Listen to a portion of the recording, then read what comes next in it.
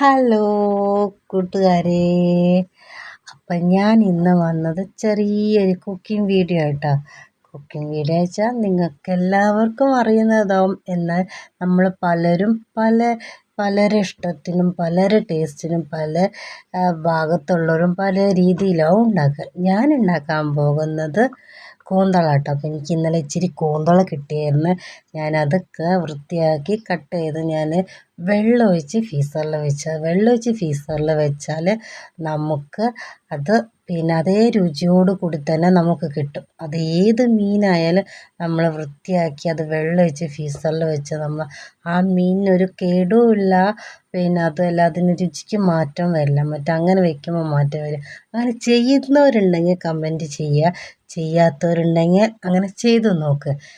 ഞാൻ എൻ്റെ ഒരു അഭിപ്രായം പറഞ്ഞെന്നുള്ളൂ. നിങ്ങൾക്കത് എങ്ങനെയാണോ പറ്റുന്നതെന്ന് ഒന്ന് പരീക്ഷിച്ച് നോക്കുന്നത് നമുക്ക് അറിയുന്നതല്ലേ. എല്ലാവരും ഒന്ന് ചെറിയൊരു പരീക്ഷണം നടത്തുന്നത് എല്ലാവരും ചെയ്യുന്നതല്ലേ.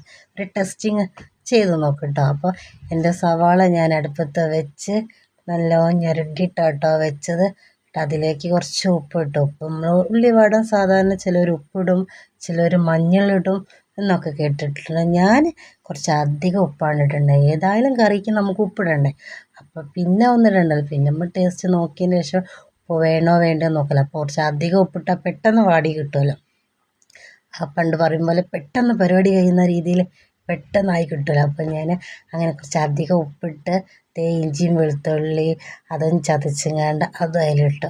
അതായത് ഉള്ളി ഏകദേശം ഒന്ന് വാടിയതിന് ശേഷം നമുക്കതിടാം. അല്ലെങ്കിൽ ആദ്യം ചിലർ നമ്മൾ കടുകൊക്കെ മൂപ്പിക്കുമ്പോൾ കറിവേപ്പിലയൊക്കെ മൂപ്പിക്കുമ്പോൾ ചിലർ ആദ്യം സവാളേൻ്റെ മുന്നേ ചിലരിടുന്നത് ഞാൻ കണ്ടിട്ടുണ്ട്.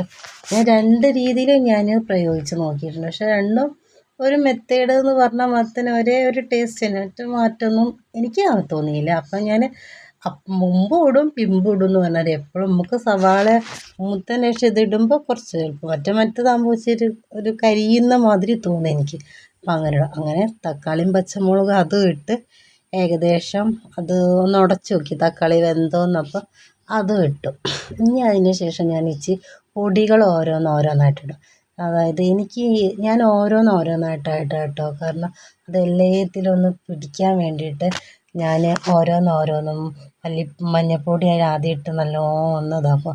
അപ്പോൾ ആ തീയിൽ ആ ചൂടിൽ അതിൻ്റെ ഒരു മഞ്ഞളുടെ ഒക്കെ ഒരു സ്മെല്ല് എന്തെങ്കിലുമൊക്കെ പോകാൻ വേണ്ടിയിട്ട്. അതേമാതിരി മുളക് പൊടി പിന്നെ നമ്മൾ വറുത്ത പൊടിയാണ്. അതുകൊണ്ട് പിന്നെ കൂടുതൽ നമുക്ക് ഇങ്ങനെ ഇളക്കേണ്ട ആവശ്യമില്ല.